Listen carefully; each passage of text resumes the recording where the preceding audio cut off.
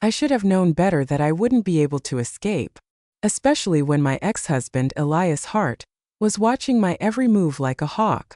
After what felt like an eternity but was only a few hours, night had finally fallen and I was ready to execute my escape plan. It has been 2 weeks since my divorce from Elias Hart was processed. 2 weeks since he locked me up after he realized I had signed the divorce papers and submitted them to the local court. Elias and I had been married for 3 years. However, I caught him in our matrimonial bed with my best friend, Violet Miller.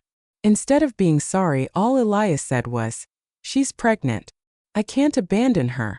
I want a divorce to give my child a complete family." My heart clenched with pain. Tears rolled down my cheeks, my stomach churning at the betrayal. I never expected the closest people to me to stab me in the back like this. Elias was my first love and Violet had been my best friend since childhood.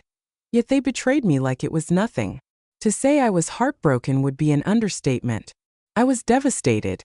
I couldn't believe that Elias and Violet had betrayed me, that they were fooling around behind my back. I finally came to terms with my situation and signed the divorce papers before submitting them. During that time, Elias never came back home. If he did, it was only to change his clothes and he would leave to stay with his side chick again. It hurt. I couldn't pretend that it didn't. Even if I had accepted to divorce, it didn't mean that I had moved on. I wanted to leave and never look back. However, I was waiting for my divorce certificate before I could leave. After it came, I was happy. Soon, my life as a single person would begin. I was ready to wave my past goodbye and start afresh. I knew it would take some time seeing as I had loved Elias so much. But I would rather suffer from the pain of moving on than holding on to a relationship filled with lies. Little did I know that Elias would flip when the divorce certificate was delivered to him. He rushed home before I could move out and locked me up, placing guards outside my door and restricting my movements. I became a prisoner in a place I once called home. This was my umpteenth attempt at escaping. I used the bedsheets in the room, tying them up to make a long rope. After fastening it at the window, I looked around, making sure there were no guards below and began to climb down. My heart kept thundering in my chest as I made my way down. I could fall and break my legs. Or worse, Elias would catch me and lock me up again. Relief washed over me when my feet touched the damp grass, hope igniting within me. I just had to run like my life depended on it and I could taste freedom once again. However, the moment I let go of the bedsheet rope and turned around, my heart leaped out of my chest when I saw the tall figure standing behind me with a grin on his face. "Going somewhere, darling?" "No. Not again." He caught me again. Did he ever sleep, or does he have cameras in the room which keep alerting him of my movements? His jaw suddenly clenched and his eyes burned with anger. He moved closer, his hand grabbing my arm roughly. "How many times are you going to try to escape?" he yelled, his tone cold and menacing. I tried to yank my arm out of his hold, but he didn't budge. I glared at him, anger and hatred flaring through me. "Let me go, Elias," I hissed, my chest heaving from the intense anger that was rushing through me. "We are already divorced. You can't keep me here against my will. This is illegal." His eyes flashed with anger at the mention of divorce. I could feel his fingers digging into my skin and I bit my lower lip to hide the pain, not wanting to give him the satisfaction. He stepped closer, leaning over to my level. I could feel his breath fan my skin, but it did nothing but make me sick. He cheated on me with my best friend and got her pregnant. His touch on my body made me feel like 1,000 ants were crawling up my skin. "Don't test my patience, Sophia," Elias hissed, gnashing his teeth. "Behave yourself and stay home obediently as I asked you to.